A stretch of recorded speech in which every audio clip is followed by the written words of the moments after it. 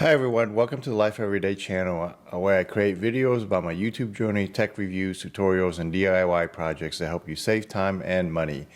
My name is Kit. In today's video I want to compare two external SSD drives and give you an idea of which one is right for you. First drive I'll talk about is the Sandisk Professional Extreme, and then the second drive is going to be the Crucial, and this is the X8. And I think the best way to handle this is to jump into Amazon and talk about the specs on these drives. And then what we'll do is I'll give you some technology around the interfaces that these drives use. I think a lot of people are having some challenges with the Sandisk in particular, and I experienced a similar issue, and I'll tell you about that story when I get to that section. But I think a lot of it has to do with just the wrong cable being used.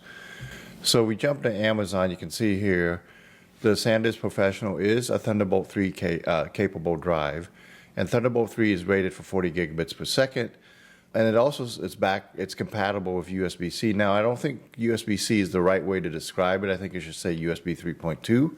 The fact that they put in 10 gigabits per second, that indicates it's USB 3.2. IP dust resistance, a lot of this is just build quality. Both these drives are very well built. I have not had any issues with either drive. I've been using them for about one drive a bit longer than the other one. I've used the Crucial for about almost a year now, and then the Sandisk about 9 months. I'll make a comment about this page right now. So I've been trying to create this video for a couple days, and I noticed they reset the ratings. I was going to jump into the ratings and talk about why I decided to create this video, but they reset the ratings. Used to have 680 something in the ratings. And the other thing I'll say about the price, I've been kind of looking at it every day, trying to think about a plan to create this video.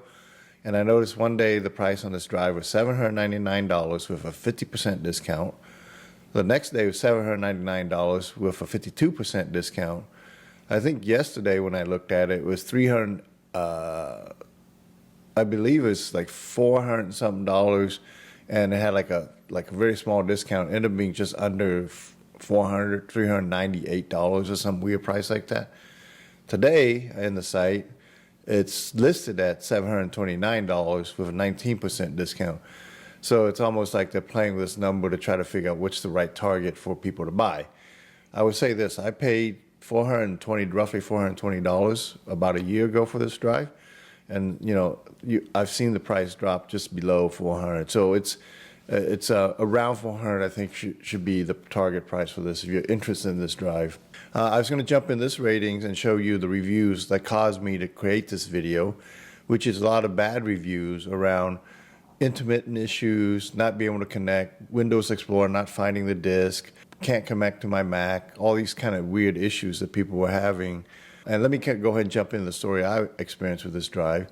I was moving some stuff around, cleaning up my desk, and I had disconnected the drive and had some cables laying around. I ended up just grabbing a short USB type cable, connected the drive, and it appeared to work because it was recognizing my computer just fine. However, whenever the computer went into screensaver mode, the drive would disconnect, and from that point on I couldn't use it unless I disconnected and reconnected it. And so after a bunch of digging around, I ultimately figured out it was a cabling issue because I was using on my MacBook Pro and I just chose the wrong cable. As soon as I connected the correct cable back in, it works fine. And the thing I'll say is you can see on this drive in the picture here, there is a little LED on the drive. The thing you have to make sure is the cable you use and the port you connect it to can power this drive. This drive takes a bit more power than the standard USB-A type connector can provide. Most PCs will have a USB-A type connector. Hubs will, expansion hubs will have USB-A type connectors. A lot of the USB-A connectors can't provide enough power, so the light doesn't come on. Although Windows Explorer may recognize it, it will complain about it being a Thunderbolt drive, and you can't find the drive when it plug it in, even though Windows seems to see it. That's my experience with this drive, is that you gotta have enough power and you gotta use the right cable. Okay, so, and let me point out one thing to just kind of prove the point, is that on the Sandisk site, there is this particular review. You can see it says, he tried to connect this to two MacBook Pros, connected to USB. It tells you need more power.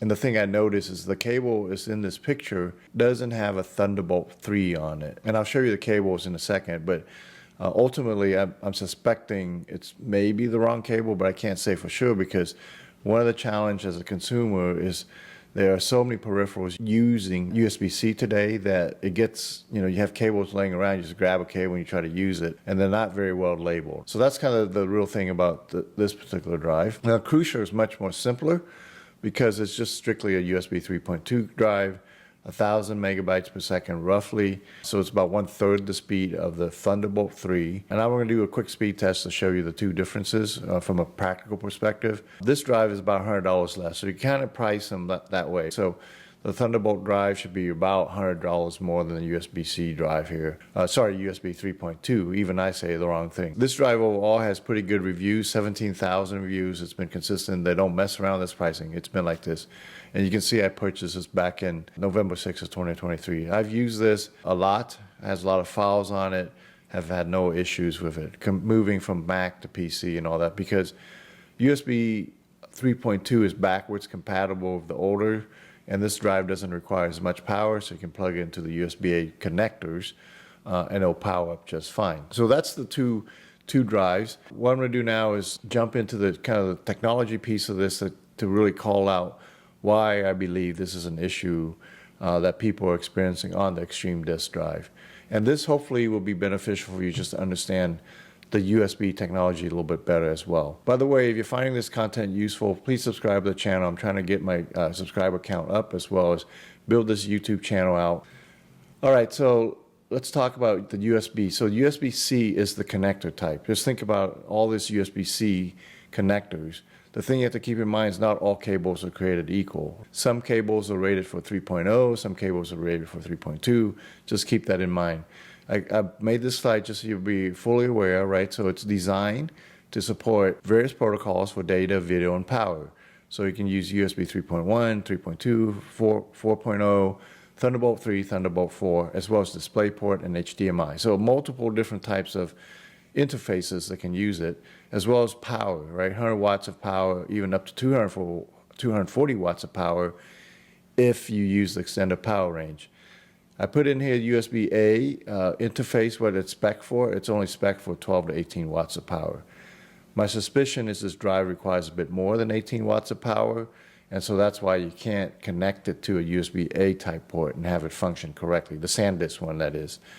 The Crucial one works fine using that interface, and I've had success using it on any kind of interfaces, pretty much on a PC or on a Mac, as long as it supports USB. I would say USB 3.0 or above, essentially. So what's the difference between the USB technologies? USB 2.0 is up to 480 megabits per second. USB 3.0 is up to 5 gig, and 3.1 is up to 10 gig. Now, this is the thing that makes everything really confusing because at one point they decided just want to relabel or rename all these. So USB 3.0 becomes USB 3.2 Gen 1. Why they did that, I don't know. USB 3.2 Gen 2 was USB 3.1. So you see a cable that's 3.1 rated, it's basically USB 3.2 Gen 2. It's kind of confusing because no longer do you have USB 3.1, I guess, moving forward. And then you have 3.2 Gen 2x2, which is 20 gigabits per second. We don't see this interface a lot. And then finally, USB 4.0 is 40 gigabits a second, and it also supports Thunderbolt 3 and 4. So let me show you the cables real quick. It's worth seeing this for yourself. This is the Thunderbolt 3 cable. You can see the Thunderbolt on there, and then you can see the 3. The Thunderbolt 4 cable will have a Thunderbolt on it, and then you see the 4. Now, I've seen cable manufacturers label it with TB and a 3 or 4, standing for Thunderbolt, I suspect. 3 or 4. Let's do the USB 4.0 cable. So this is a USB 4.0 cable. It should say 40 gigabits per second and then 240 watts, right? This one is 240 watts, so it's rated for 240 watts. Let's just use the generic USB. So this is a USB 3.1 cable. You can see here this cable, the connector is not labeled. Fortunately, this one actually has labeling on the cable jacket itself, and it's labeled 3.1. I've used this on the Crucial one, it works fine. And I do want to call out this particular one. I don't know why they didn't label a lot of cables. So this is one of these adapter cables, USB-A on one side and USB-C on the other. And let me just show you this real quick. Hope we can see this. So there you go, SS, super speed, right? So super speed is USB 3.0.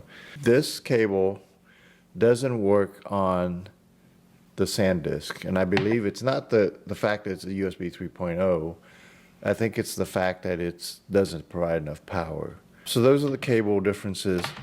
So not all cables are created the same. A tip for you is typically the Thunderbolt cables are more expensive than the USB cables. I don't know, that's because you have to license the Thunderbolt name to put it on there or whatever, but if you need Thunderbolt cables, it may be worthwhile just to get a USB 4.0 cable.